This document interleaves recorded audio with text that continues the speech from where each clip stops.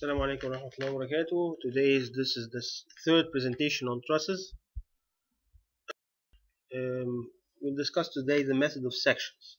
So if it is required to get the axial force in few members lying within the same bay, it is recommended to cut a section within this bay and solve it as a free body. So for example, if we need for this truss HG, HC and FBC, we need to solve these three. So we'll simply cut this section 1, 1. It will pass by the three members. So the section should pass by through three members. If it cuts through more than three, one section is not enough. You need more than one section.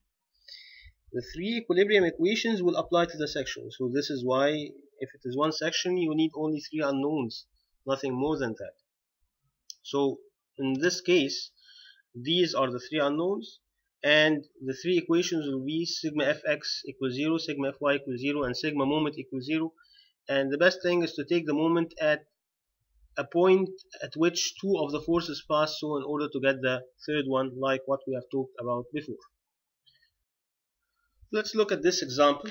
If we need to get the forces in members BC, GC, and GF, simply take a section, name it section AA, and this section will have the three unknowns. It's cutting through our three unknowns, the FBC, the FGC, and FGF.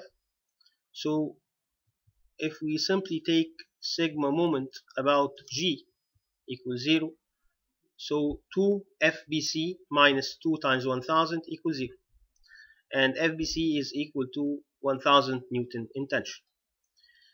Then we'll take sigma Fy.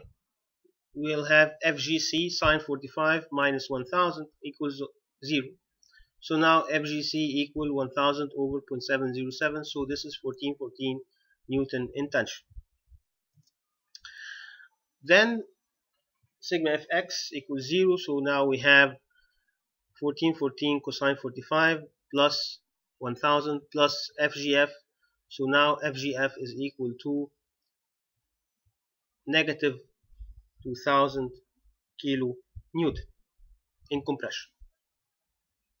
So you could see that this method is very fast if you are talking about only three unknowns like this case.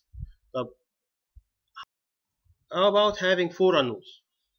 This is the case of what we call a K-truss. A K-truss is very well known that you will never be able to solve it with one section. You have, because you have a lot of unknowns within the same bay. You have four unknowns. If you are talking about BC, JC, JF, and GF, you talk about four unknowns. So four unknowns, you need to have two sections. Section 1, 1, which is more like a zigzag section, and section 2, 2. So section 1, 1, if we cut and look at the left hand side,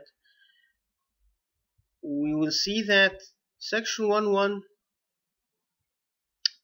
will cut through BC, JB, JG, and GF. We don't need JB and JG, so we will not get them. We need what we are looking for, FBC and FGF. So simply sigma moment about G equals 0. So 30 FBC minus 24 times 20 equals 0. So FBC is 16 kip in tension. Then sigma Fx equals 0. So it's 16 plus FGF equals 0. So FGF is equal to negative 16 kip. This is compression. Now we will take these two values and plug them in section 2, 2. So now two of my unknowns are known. So we will put the 16 kip up in tension and the other 16 kip in compression down. And we have the other two unknowns are FGC and FJF. So simply take sigma Fx equals 0. So this is 0.8 FJC plus 0.8 FJF plus 16 minus 16. Why 0.8?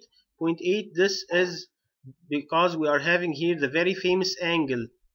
If you recall it, the 345 angle, because the height is 15, the width is 20, So the angle, this is the very famous case of the 345 angle. Okay, so FGC is equal to minus FJF. So when we go back and say sigma Fy equals 0, now 0.6 times minus FJF, which is actually FGC, minus 0.6 times FGF, minus 24 minus 48 equals 0. What's 0.6? 0.6 is, this is the sine of the angle.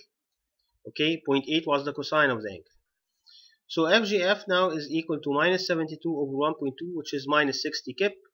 Then we will back substitute to get FGC equal to 60 kip in tension. So now we have solved this K-truss case, which is a little bit longer than other cases, but again, it is not that difficult if you know what to do with the sections.